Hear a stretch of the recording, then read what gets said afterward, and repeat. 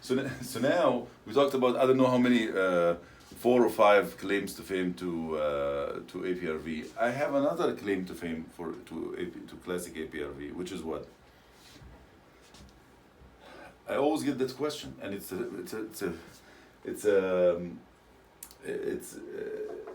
a legitimate question. How can you use this mode in COPD patients or asthmatic patients? You know, they need a longer exhalation, and it's probably not suitable for them. But this is actually it's a true statement. But what I'm telling you, use it. I'll tell you why. Because the age-long question that very difficult to answer in ICU is that what percentage of the patient's disease or problem is restrictive versus obstructive? So they show up with COPD. Do they only show up with COPD? They show up with COPD and influenza, or COPD and pneumonia, COPD ARDS together. So one of them is obstructive nature. One of them is restrictive nature, right? And what percentage of each, which one is taking over? Like the COPD patient, when they have ARDS, do they behave like ARDS patients, or they behave more like a COPD patient? We don't know. And we really don't know. It's difficult to know. And you have to do maneuvers and stuff on the other modes of ventilation and look at waves and stuff like that to find out.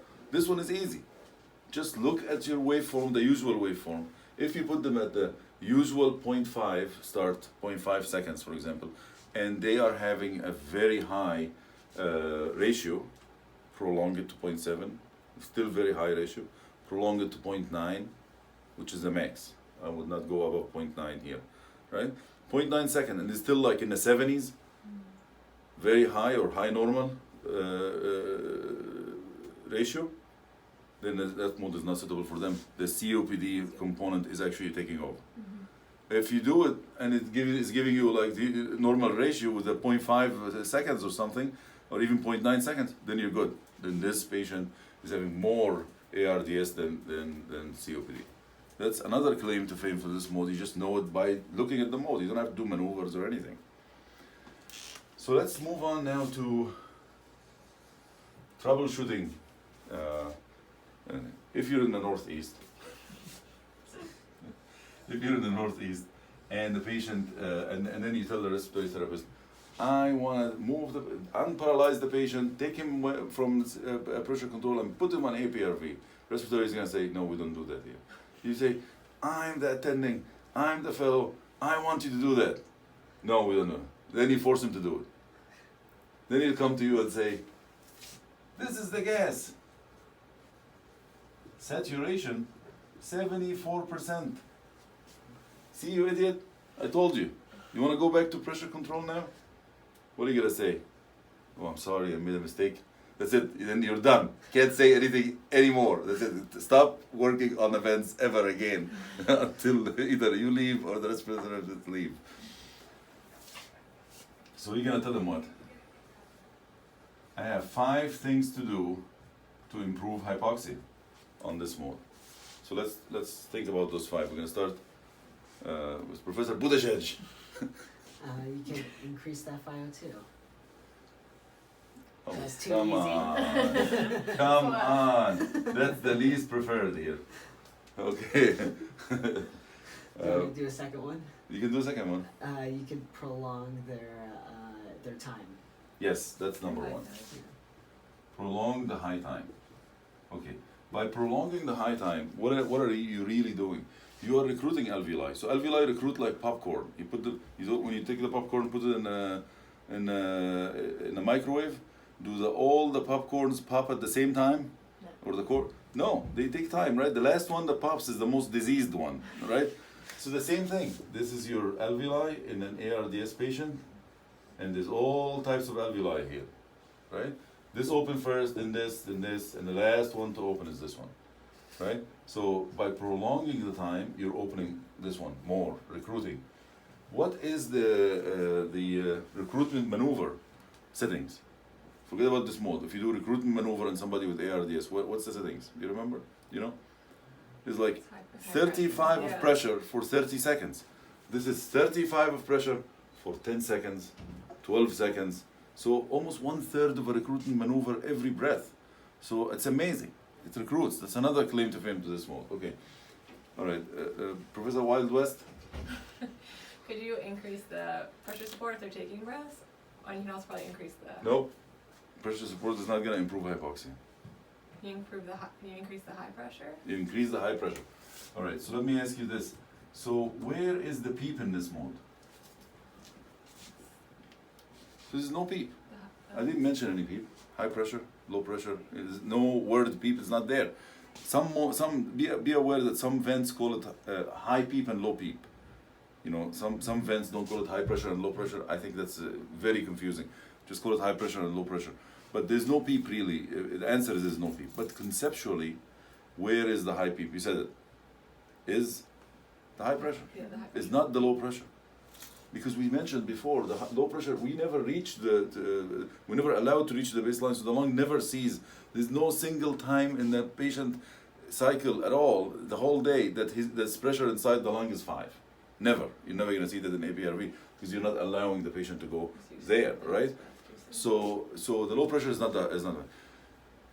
So in this mode of ventilation, it's opposite to the other modes of ventilation. So you know how the other modes of ventilation go like this: PEEP, ventilate above, PEEP, ventilate above.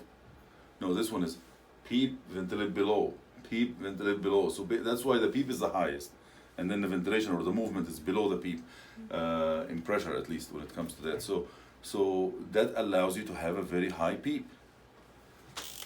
So in this mode of ventilation, in other words, you have high pressure is equal to the peak inspiratory pressure is equal to the plateau pressure, and it's very close to the mean airway pressure, and it's very close to the PEEP. All of them are bunched up here.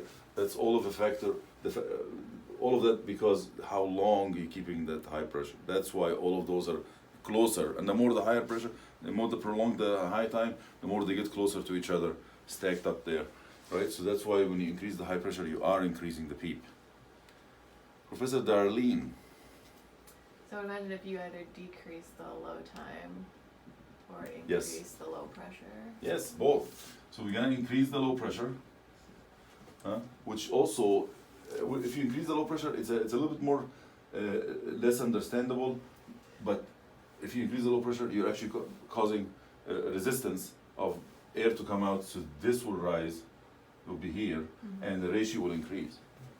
Ratio will rise. So by doing that, you're keeping more air inside the lung, and keeping it inside. Oxygen needs more time to be absorbed, right, from the alveoli. So out of the three gases that we have, we breathe in air. Nitrogen 80%, oxygen 20%, and CO2 is nothing, right? We breathe those in and out.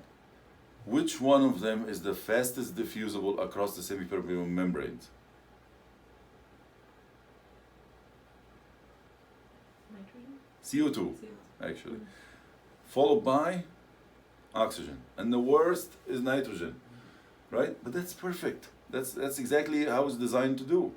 For example, nitrogen, 80%. Why is it 80% in air? Because when you breathe regular air, right, the lower part of your lungs are not as ventilated as the upper parts of the lung. If you are breathing 100% oxygen, there is a chance that all of the oxygen in the alveoli, all the contents of the alveoli, will be absorbed into the hemoglobin, right? And the alveoli will collapse, and that they call that absorption atelectasis.